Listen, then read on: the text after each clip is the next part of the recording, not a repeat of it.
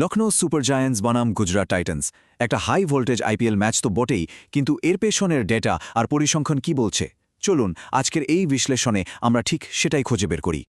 আচ্ছা, তাহলে দেখে নেওয়া যাক আমরা কি কি নিয়ে কথা বলবো। প্রথমে আমরা দেখব ম্যাচের প্রেক্ষাপট, মানে পিচ ওর কন্ডিশন কেমন থাকবে। তারপর আসব সংখ্যাতত্ত্বের বিচারে, যেখানে থাকছে প্লেয়ারদের স্ট্যাটস। এরপর দেখব কিছু প্রধান খেলোয়াড়ের একে অপরের বিরুদ্ধে লড়াই, আর সবশেষে থাকবে বিশেষজ্ঞদের পূর্বাভাস। তো চলুন শুরু করা যাক প্রথম সেকশন দিয়ে, ম্যাচের প্রেক্ষাপট। খেলাটা হচ্ছে লখনৌয়ের হোম গ্রাউন্ড একানা স্টেডিয়ামে, আর এই মাঠের কিন্তু কিছু নিজস্ব চরিত্র আছে। পিচ রিপোর্ট যদি দেখি তাহলে বেশ ইন্টারেস্টিং কিছু জিনিস চোখে পড়ছে। দেখুন, গড় স্কোর ১৭৫, তার মানে এটা মোটামুটি একটা ব্যাটিং ফ্রেন্ডলি সারফেস। বোলারদের জন্য এখানে সুযোগ আছে, মানে বেশ ব্যালেন্সড একটা লড়াই হবে। আরেকটা বড় ব্যাপার হলো, শেষ ৩বার যখন এই দুটো দল মুখোমুখি হয়েছে, জিতেছে কিন্তু লখনৌই। এখন এই মাঠের বোলিং নিয়ে আরও একটা দারুণ তথ্য দিই। শেষ ৯টা আইপিএল ম্যাচে এখানে পেসাররা উইকেট পেয়েছে ৬৬টা, আর সেখানে স্পিনাররা মাত্র ২৮টা। মানে পার্থক্যটা দেখুন। পেসারদের জন্য এই মাঠটা যে কতটা সুবিধার, সেটা এখান থেকেই একদম পরিষ্কার। মাঠের অবস্থা তো বোঝা গেল, এবার চলুন নজর দেয়া যাক সংখ্যাতত্ত্বের দিকে। মানে কোন কোন খেলোয়াড় এ ম্যাচে বড় ভূমিকা নিতে পারেন, তাদের পারফরম্যান্স কি বলছে। প্রথমে আসা যাক গুজরাট টাইটান্সের কথায়, আর তাদের ক্যাপ্টেন শুভমন গিলকে নিয়ে। এই প্রতিপক্ষের বিরুদ্ধে কিন্তু ওন রেকর্ড বেশ ভালো।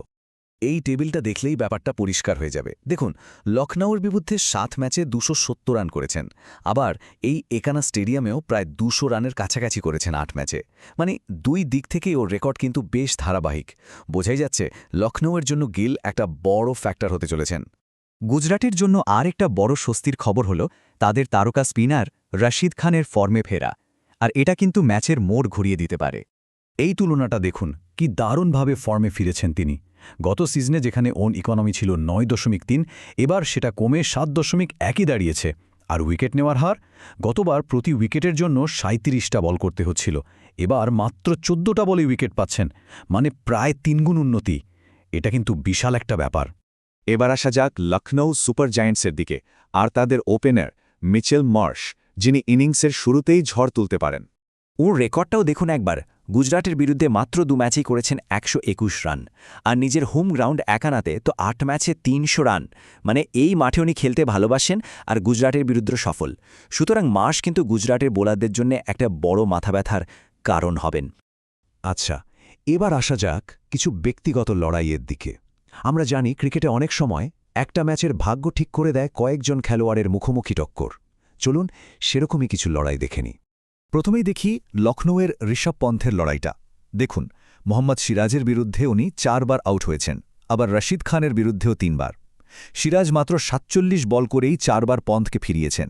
অন্যদিকে রশিদ খানের বিরুদ্ধে রান যদিও করেছেন, কিন্তু ৩ বার উইকেটও দিয়েছেন। তার মানে গুজরাটের এই দুই বোলারের বিরুদ্ধে পন্থকে কিন্তু বেশ সাবধানে খেলতে হবে।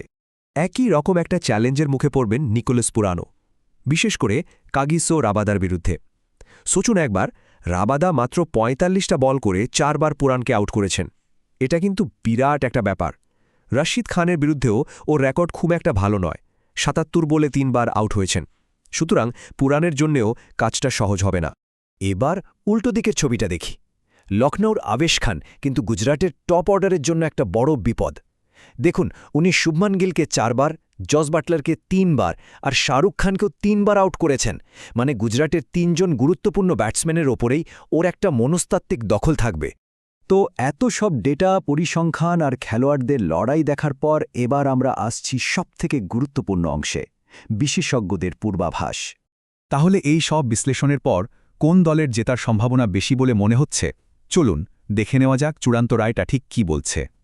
পূর্বাভাস কিন্তু একদম পরিষ্কার এবং বেশ জোরালো। বলা হচ্ছে এই ম্যাচটা লখনৌই জিতবে, আর তারা তাদের হোম গ্রাউন্ডে জিতবে, সেটা রান তাড়া করেই হোক বা রান ডিফেন্ড করে। শুধু ম্যাচের ফলাফলই নয়, কিছু ব্যক্তিগত পারফরম্যান্স নিয়েও পূর্বাভাস দেওয়া হয়েছে। যেমন ধরা হচ্ছে গুজরাটের সুদর্শন বা বাটলারের মধ্যে কেউ একজন ৬০-এর বেশি রান করবেন। ঠিক তেমনি লখনৌয়ের ওপেনার মাস বা মাকরামের ব্যাট থেকেও একটা বড় ইনিংস আসতে পারে। আরও বলা হচ্ছে নিকোলাস পুরান এই ম্যাচে ফর্মে ফিরবেন, আর বোলিংয়ে গুজরাটের হয়ে রাবাদা বা রশিদের মধ্যে কেউ অন্তত ৩টে উইকেট নেবেন, আর লখনৌয়ের হয়ে প্রিন্স ইয়াদব বা দিগ্বেশ রাঠির মধ্যে একজন ৩ উইকেট পেতে পারেন। মানে বেশ কিছু অ্যাকশন কিন্তু দেখার জন্য থাকছে। শেষ করার আগে একটা প্রশ্ন থেকেই যায়, দুই দলেই এতজন তারকা খেলোয়াড় আর তাদের সবারই ভালো খেলার সম্ভাবনা রয়েছে। তাহলে কি এই ম্যাচের ভাগ্য লেখা হবে কোনো একজনের অসাধারণ পারফরম্যান্স দিয়ে, নাকি দলগত লড়াইটাই শেষ কথা বলবে? উত্তরটা তো মাঠেই পাওয়া যাবে।